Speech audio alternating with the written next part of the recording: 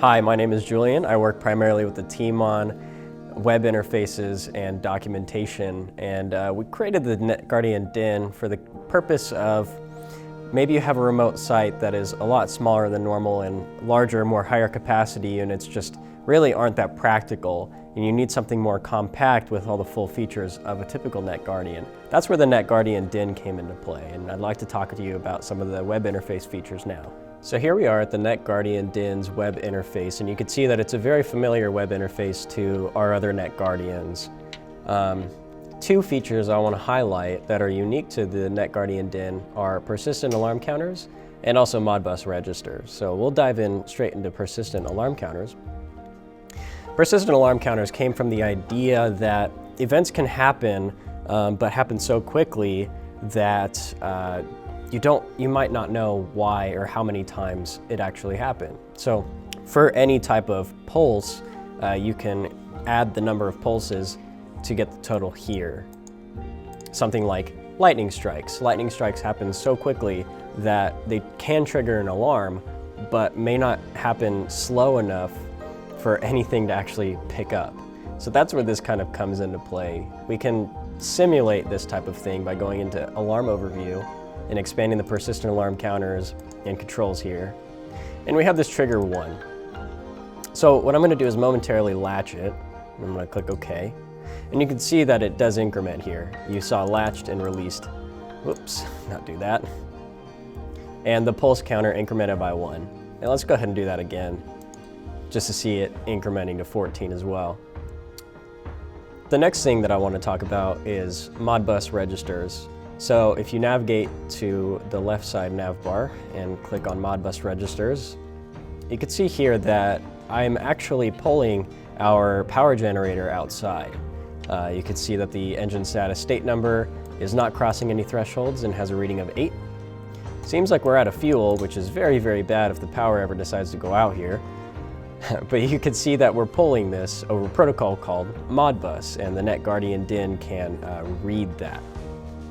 This is particularly useful for larger items, such as power generators, where maybe they can only talk over one specific protocol, namely Modbus.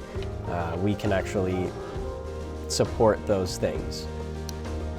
The next thing that I wanted to talk about are Modbus registers. So you can navigate to the sidebar here and click on Modbus registers. And you can see right away that there is some data pulled up.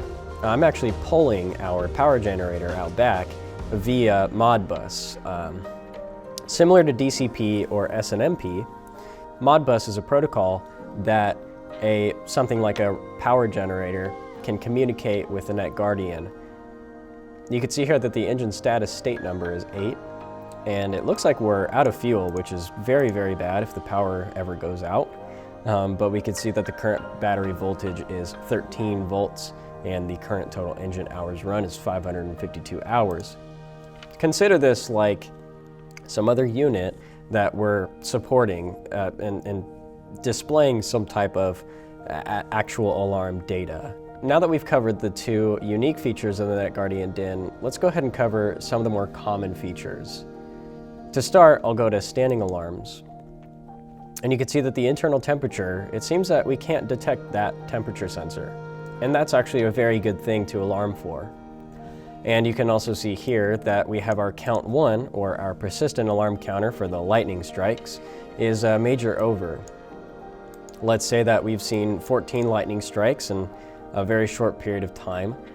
That could be a very big issue because obviously in the middle of a storm, well, you want to know what sites you need to get to first and prioritize afterwards. The next one I want to go to are alarms, or more commonly known as discrete alarms. You can see that you can add up to 20 alarms here and visualize their states as well. And finally, I'll hop here to provisioning. This is a very common provisioning menu or settings menu to our other NetGuardians. You can specify a name, a location, and a contact number, as well as specify some DCP configuration, enabling DCP over LAN or disabling DCP, or specifying the DCP port. You can also download history as a CSV file and download logs as a log file or a CSV file. The bottom line is the NetGuardian DIN is a perfect option where larger, more higher capacity units just may be impractical for a small remote site.